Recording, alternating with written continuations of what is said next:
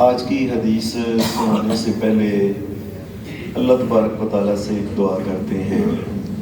اے شہنشاہ کائنات، وہ لوگ جو تیرے گھروں کو آباد کر رہے ہیں، گھروں میں آئے ہیں، یا اللہ ان کو ساری زندگی آنے کی توفیق عطا فرما، اور یا اللہ ان کی عبادتیں قبول کرنا۔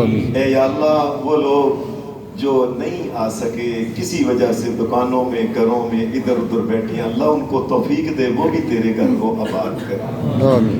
اور دوسری دعا یہ ہے کہ اس مہینے کی جو برکتیں ہیں، اللہ سے ہم دعا کرتے ہیں، دست بستہ معافی مانگ کے فقیروں کی طرح مانگتے ہیں، اللہ اس مہینے کی برکتیں ہماری قسمت میں کر دے۔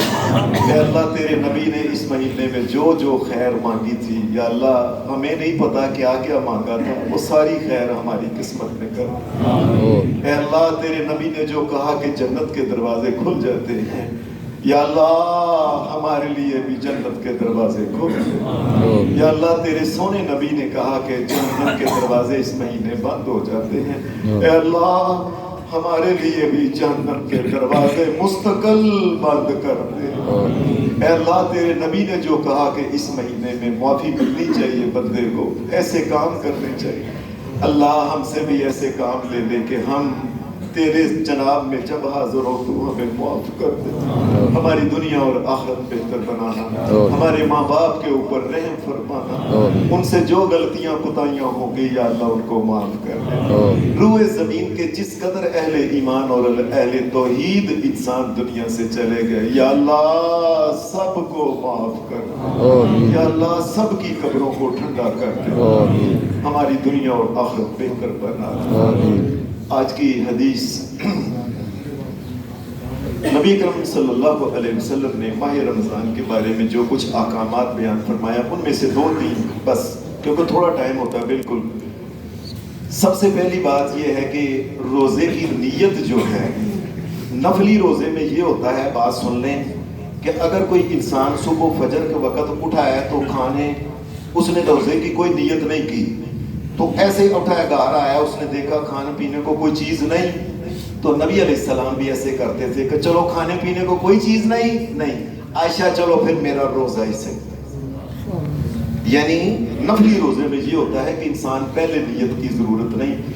یہ فرضی روزہ جو ہے، اس کی نیت جو ہے، یہ فجر کی نماز، فجر کی اذان سے، کھانے پینے سے پہلے، صبح سحری کھانے سے پہلے اس نے نیت کرنی ہے کہ آج میں نے اللہ کی رضا کے لیے، اللہ کو راضی کرنے کے لیے، اللہ کا حکم ماننے کے لیے، اس کے لیے میں نے روزہ رکھنا ہے، اس کے حکم کے مطابق۔ یہ نیت اس نے پہلے کرنی ہے۔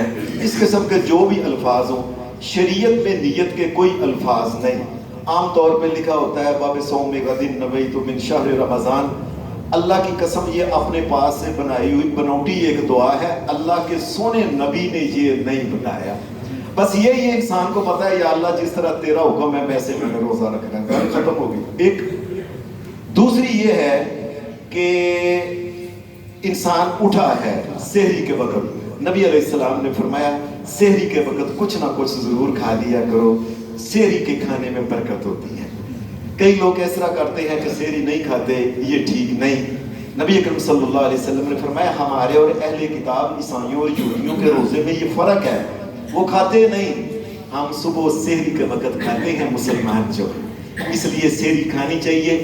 بلکہ آپ نے ایک حدیث میں آتے ہیں، آپ نے فرمایا حلما الی الغداء المبارک، فرمایا صبح کے وقت کھانا بڑی برکتوں والا ہوتا ہے، یہ میرے سونے نبی صلی اللہ علیہ وسلم نے فرمایا۔ اگر سحری کے وقت کوئی انسان اٹھا ہے اور چلو آج بچے نہیں تو بات ذرا کر سکتے ہیں، انسان نے اپنی بیوی کے پاس گیا ہے، اس کی وجہ سے اس نے نہانا تھا، ٹائم تھوڑا ہے، تو شریعت کہتی ہے لوگوں دیکھو اللہ ہمارا کتنا خیال رکھتا ہے، اور پہلے کھانا کھا لو، ٹائم تھوڑا ہے تو کوئی بات نہیں، بے شک کھانا کھایا، اذان ہوگی ہے، بعد میں آپ نہا لینا، اور نہانے کے بعد آپ نماز پڑھ لیں۔ اللہ ہمارا کتنا خیال رکھتا ہے، کتنا چنگا ہے اللہ۔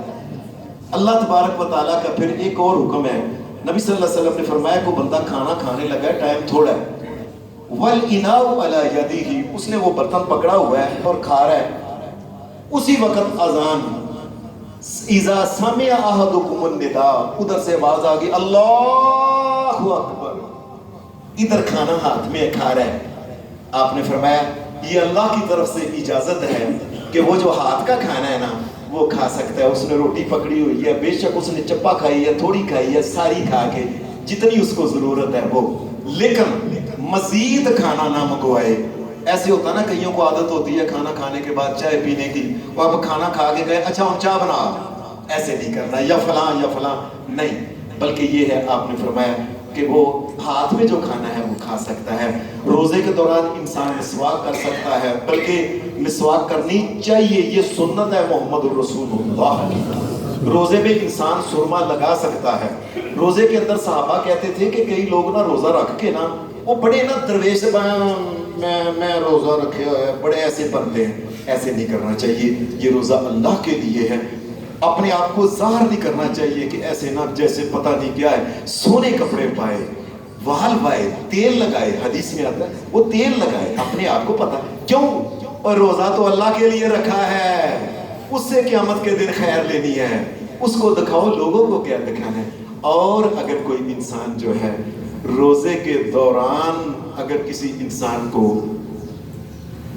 نہانا پڑے، احتلام ہو گیا، دیکھیں چھوٹے بچے نہیں آج تو بتا سکتے ہیں، احتلام ہو گیا اس کو، تو اس سے روزہ نہیں ٹوٹتا. یہ اللہ کا فضل اور کرم ہے. وہ کیا ہے، اس کا روزہ صحیح ہے، وہ شام تک روزہ رکھے گا غسل کر کے، باقی نمازیں وغیرہ. عورت کو اگر حیض آ گیا ہے روزے کے دوران، اس کا روزہ کھل گیا ٹوٹا نہیں، اس روزے کے بدلے میں بعد میں وہ ایک روزہ رکھے گی. ایک عورت جو بچے کو دودھ پلا رہی ہے، یہ ہماری شریعت اللہ کی قسم اللہ بڑے ہی چنگا ہے. چھوٹے بچے کے رونے کا خیال رکھے، ماں نے روزہ رکھا ہوا ہے، بچے نے دودھ پینا ہے، اللہ نے اجازت دی، کوئی بات نہیں، اس کو دودھ پلا لو، روزہ نہیں ٹوٹتا. باقی باتیں پھر کریں گے. صلی اللہ علیہ وسلم.